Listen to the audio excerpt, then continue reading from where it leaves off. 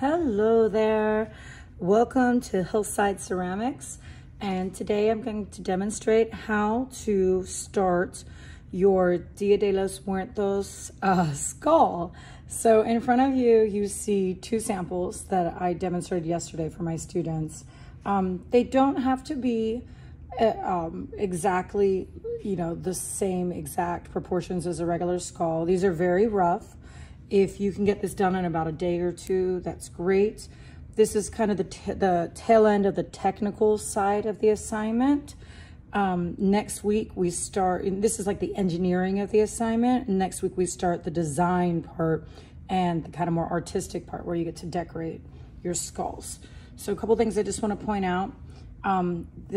Just to notice the top of the head is rounded. The brow line doesn't cave in, it just goes rounded above. There's cheekbones, just for kind of placement. I carved a quick little mouth in there, but that'll probably change later. Everything's a little bit smooth, pretty smooth on this guy. And on this one, I still have some smoothing to do. It's still very plastic. And I changed, the shape a little bit. There's more surface space on the head. Later on, we can add appliques there, but and the chin is a little bit more pointier, and the jawbones are just shaped a little bit more differently. But everyone's going to come out a little bit different.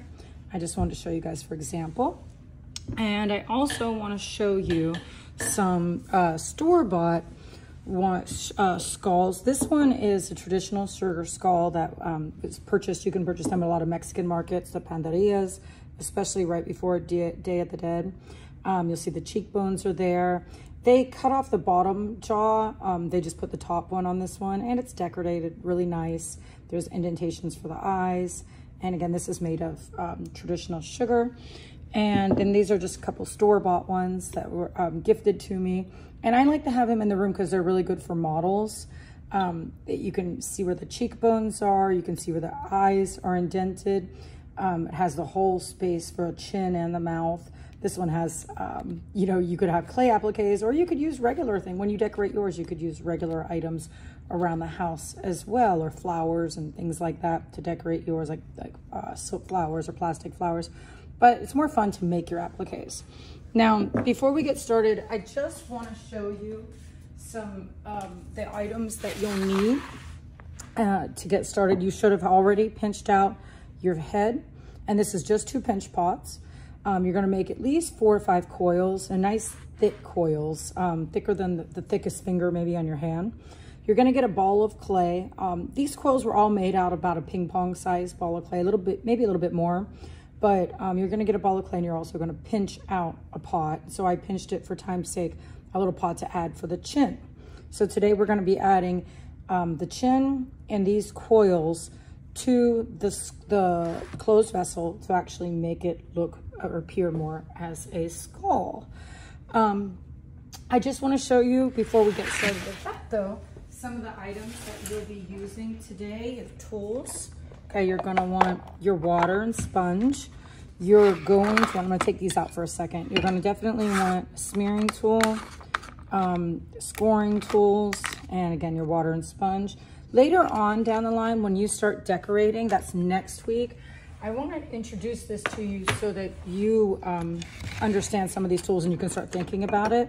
These are subtraction tools, the larger wire loops, the smaller wire loops, the perfect hole maker. For obvious reasons, you can do the eyes. You can also start the hole in the bottom with that. Different impressing tools that we have to do different shapes and designs around the face. And then the really fun part, you can make these yourself, but why work harder, work smarter? And we have all kinds of tools here, or not tools, but all tools for making appliques. And these are just applique makers, and they're all made of silicone. We also have plaster ones in the room as well. They're located near the silicone ones. And if you use these siliconed, I'm going to put this in another demonstration, but if you use these, you want to always use clay dust because the clay will stick You use a brush and you brush on it. And like I said, this will be in another demonstration. And if you use the white plaster ones, they don't need clay dust, okay? And the white plaster ones are very fragile. So I'm gonna sit this to the side. I just wanted to introduce this to you so that you are thinking about your design, okay? And looking at around the studio and using the different tools, various tools that we have.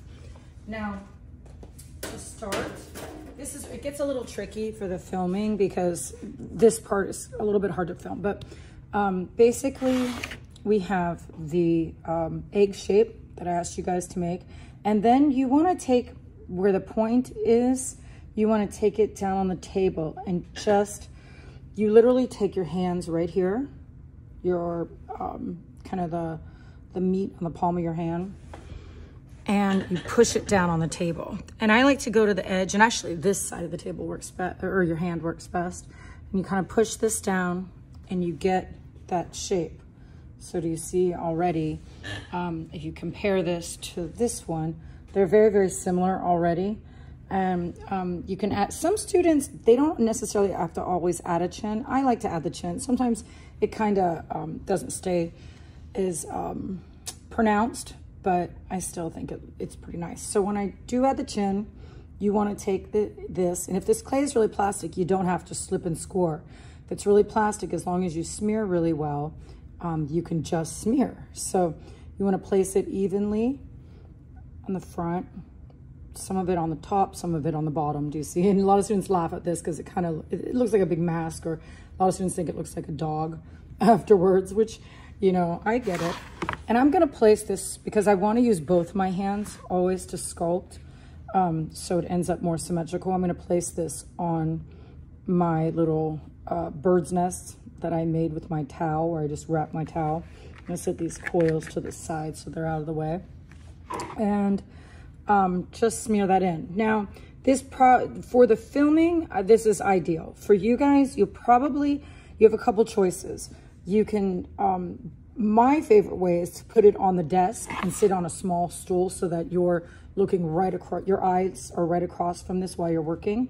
Another option is to lay your towel on your lap, your big towel, and work on your lap. I really like that because this clay is so plastic, you can't just put it flat on the table.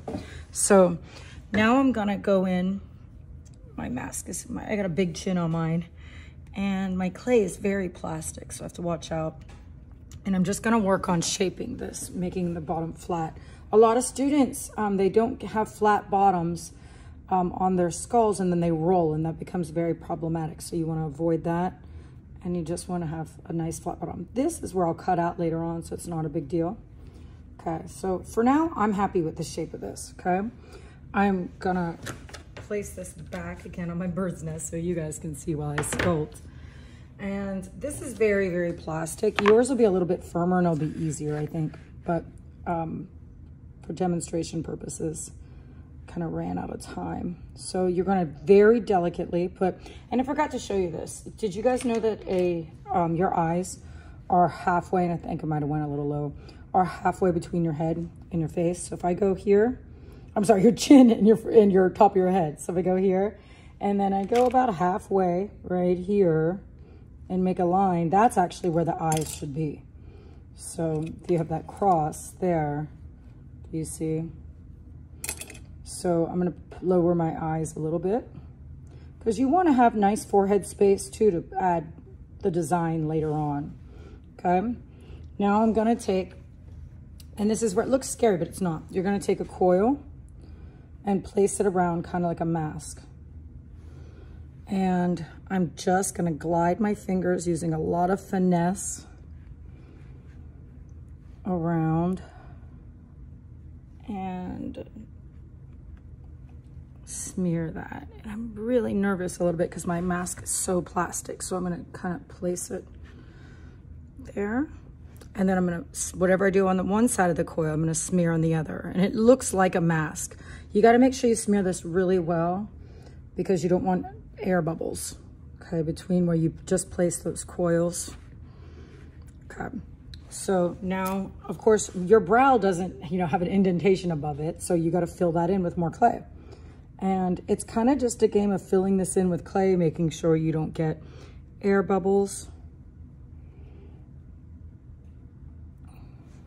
until you get the desired effect. And again, if your clay is really plastic like mine, you're going to constantly be putting it upwards towards yourself. But you want to do this one coil at a time so you don't get air bubbles. And now another coil. And that should top off my head. And I can make this all flush then. So, and I know that looks really, really rough, but that's how it starts. And I would advise you, I know I just did it, do not work single-handedly. Do not hold it in your hands. Hold it on your lap or in your bird's nest so that your hands can work together when you're sculpting. Okay. So I wanna, if I look at this, what I wanna do is I wanna add these I added my forehead part. I wanna add these cheekbones, okay? That's our PE bell. So I can just add, you can just do one coil. I kind of stopped them, but I add those on top there. And I'm gonna smear that in under the eye sockets.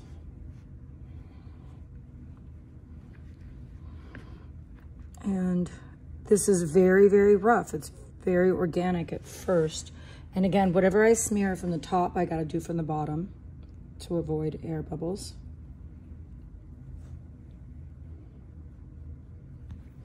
And I'm starting to get, if you notice, I have a lot of smearing to do. And you can do a lot of that while it's plastic and then come back. So I'm losing like my bone there between, you know, where your nose would be, or this cartilage, I guess. So I'm gonna add a coil here, and you can do that. And it doesn't really start to look like a skull until you do that. Do you see where you take the nose out and it's starting to come along? Okay. So right now it looks like it's really, really rough. And then you're gonna take another coil, and I'm gonna place these here for like cheekbones, okay? And I'm just gonna smear along here. Might have to add some little balls to connect. No, maybe it'll be fine. And smear along here. And I should have been doing that at the same time, but it's okay. And again, if you work with both hands at the same time, it keeps everything symmetrical, theoretically. Okay, remember, it's not a race. Good art is gonna take time, so don't rush it. I'm kind of going so I can get my demo quick for you guys. I'm going a little bit of a fast speed. Occasionally, you wanna keep checking if you have yours bottom flush. And again, it's very plastic, mine is, so I have to check that a lot. And again, I kind of need a bulkier towel, so I'm going to use this. And if you have a bulkier towel, that's great. This is really just getting it started.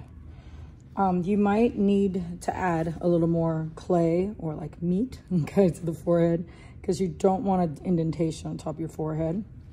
And don't worry, we'll be, a student was very concerned yesterday. They're like, well, if you're stacking all that clay, is it going to be over a ½ inch? Yeah, it's gonna.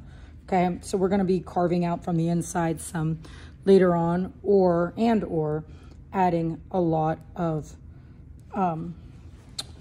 holes, okay, with a needle tool and maybe one of the perfect hole makers. I'm going to add a little clay right in here just to get my eye sockets. And these are big eye sockets, and it can be fun. Take my thumbs and push under, yeah. And then kind of have room for the mouth later on. And again, this is very, very rough right now. Once it gets a little bit more leather hard, sometimes it's actually easier to smooth better because I'm gonna keep caving it in kind of. But this is a start. On the sides, do you see where those glaze layered? You'll need to blend that all in really well.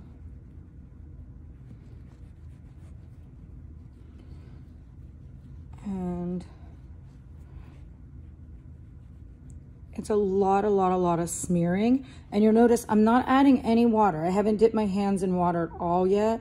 So only time I have the water there is once it's really leather, or once I'm using the water, if it's really leather hard, okay? Or if my hands get really cruddy, I can dip them in water, wipe them off of my apron. But right now, you don't need water, okay? Actually, so stay away from that because that could get really dangerous where it gets overly plastic, and that'll be problematic down the line for you. Now, I'm satisfied for this for now. You guys will be doing a lot more smearing. As you can see from this one, I did a lot more smearing.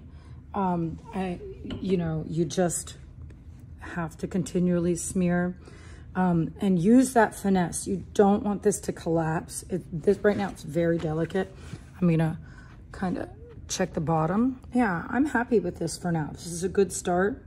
Again, I have a lot more work of smearing, smoothing, and like I said, Nick, this is the engineering part. Next week, you can start decorating once you have this done.